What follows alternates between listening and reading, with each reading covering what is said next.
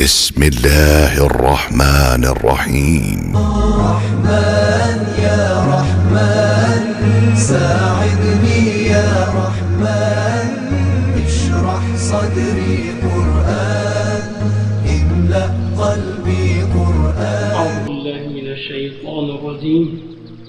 بسم الله الرحمن الرحيم.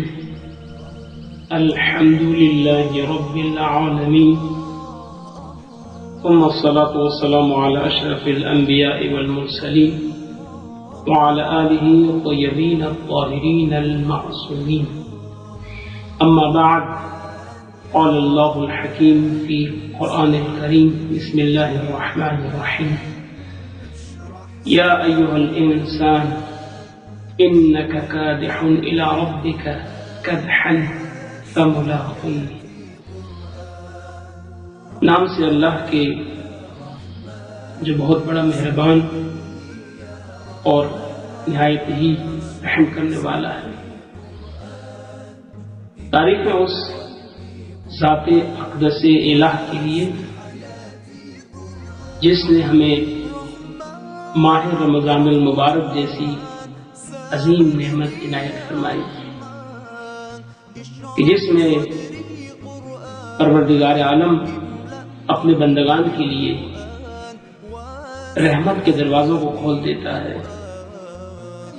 بندگان الہی کو مغفرت کی طرف دعوت دی جاتی ہے، اور یہی نہیں بلکہ بندگان خدا کو یہ سعادت بھی اس ماہ میں حاصل ہو رہی ہوتی ہے کہ وہ مہمان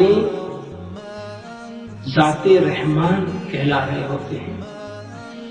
یعنی ماہ رمضان المبارک ہے اور مہمان انسان بننے جا رہا ہے اور میزبان ذات رحمان بننے جا رہا ہے. سامعین گرامی قدر، یہ کوئی معمولی بات نہیں ہے کہ پروردگار عالم میزبانی کر رہا ہے انسان کی. انسان تفکر کرے تو یہ انسان پورا سال سفرہ الہی سے فیضیاب ہو رہا ہوتا ہے.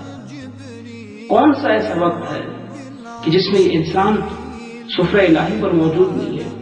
دسترخوان الہی، یہ پوری کائنات دسترخوان الہی ہے.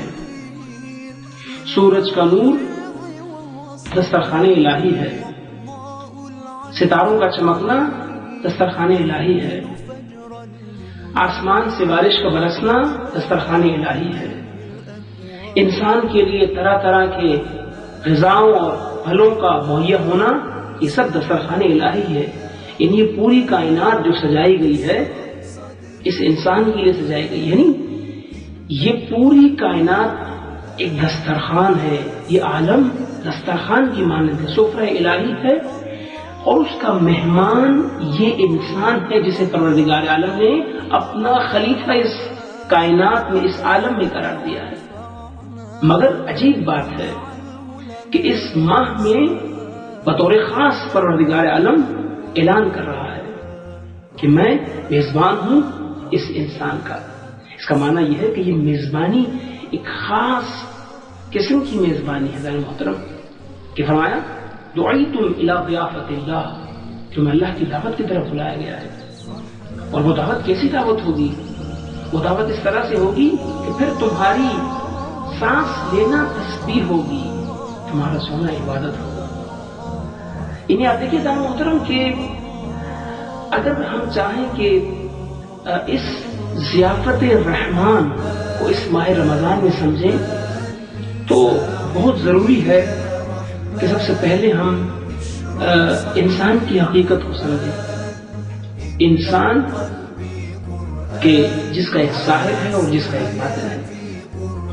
انسان کا ظاہر یہ جسم ہے جو اس عالم ظاہر میں ہے، اس عالم ملک میں ہے. مگر اس عالم ملک کے علاوہ ایک عالم ملکوت بھی ہے جہاں انسان کا وجود ملکوتی ہے. کہ جہاں انسان کی ایک اور شکل ہے جو انسان کی باطنی شکل و صورت ہے. جس طرح سے انسان کو ظاہری جسم کے لیے غذا کی ضرورت ہے، اسی طرح انسان کو اس باطن کے لیے بھی غذا کی ضرورت ہے. اور اب دیکھیں محترم کہ پروردگار عالم نے جب اس ماہ میں میزبانی جو ہے وہ کی انسان کی اور انسان اس کا مہمان کہلایا، تو پروردگار عالم نے روحانی غذا کا بھی اہتمام کیا. یعنی تمام آسمانی کتابوں کو اس ماہ رمضان مبارک میں نازل کیا. اور قرآن مجید شہر رمضان الذی انزل فیہ القرآن، کہ یہ ماہ رمضان المبارک کون سا مہینہ ہے جس میں قرآن نازل کیا گیا.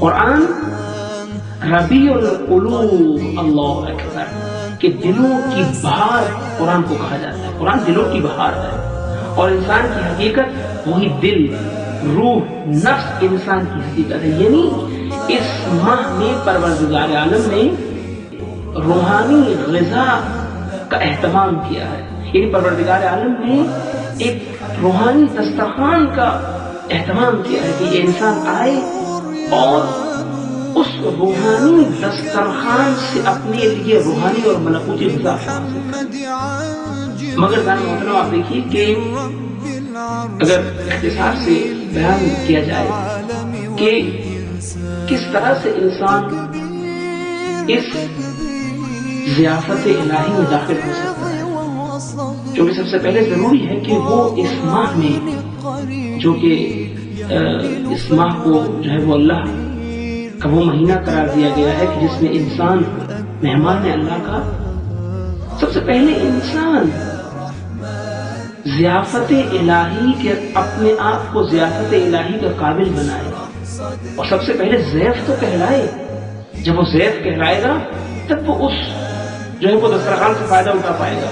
یعنی جب وہ اس وادی میں قدم رکھے گا، جب وہ ان آداب کو جو ہے وہ ان آداب کی رعایت کرے گا، اس کے بعد وہ ضیف الہی کہلائے گا. یہ وجہ ہے محترم، اگر ہم امیر المؤمنین علی بن ابی طالب علیہ السلام کے خطبے کو دیکھیں کہ جو اول ماہ رمضان المبارک کو دیا گیا شہر کوفہ میں، امام علیہ السلام نے اس میں توجہ دلوائی کہ اے صائم، اے روزے دار، اپنے امور میں تدبر کر. کس طرح سے تدبر کر کہ تیرے روز و شب کیسے گزر رہے ہیں. اللہ اکبر. اللہ کہ ایسا نہ ہو کہ تمہارا دن اور تمہاری رات غفلت میں گزر جائے. یعنی ایسا نہ ہو کہ تم رات کو سوتے رہو اور دن کو غافل رہو. یعنی امام ایک ادب بتا رہے ہیں، روزے دار کا ادب، کہ روزے دار کے لیے کون سے آداب ہیں کہ وہ ضیافت الہی کے لیے اپنے آپ کو آمادہ کرے، کہ ضیف الہی کہلا سکے. وہ کیا ہے کہ وہ رات کو سونے میں نہ گزارے بلکہ رات کو عبادت الہی میں گزارے، اور دن میں اللہ سے غافل نہ ہو جائے. یعنی امام علیہ السلام، اگر میں یوں کہوں کہ ایک آداب قلبی بتا رہے ہیں، کیونکہ ہر عبادت کے لیے قلب کا آمادہ ہونا بہت ضروری ہے. اور اسی طرح اگر آپ قرآن کی طرف نگاہ کریں تو قرآن بھی کہتا ہے کہ کچھ لوگ وہ کیا ہیں، وہ ظاہری اندھے نہیں ہیں، ولیکن لیکن ان لوگوں کے دل اندھے ہیں. یعنی اگر انسان کا دل اندھا ہو جائے تو وہ انسان غافل ہو جایا کرتا ہے، پھر وہ اس کائنات میں ہر چیز کو دیکھتا ہے مگر خدا کو نہیں دیکھتا. لیکن جس کی نور بصیرت کی آنکھ کھلی ہوئی ہو، اس انسان کی ظاہری آنکھ اندھی ہو جاتی ہے.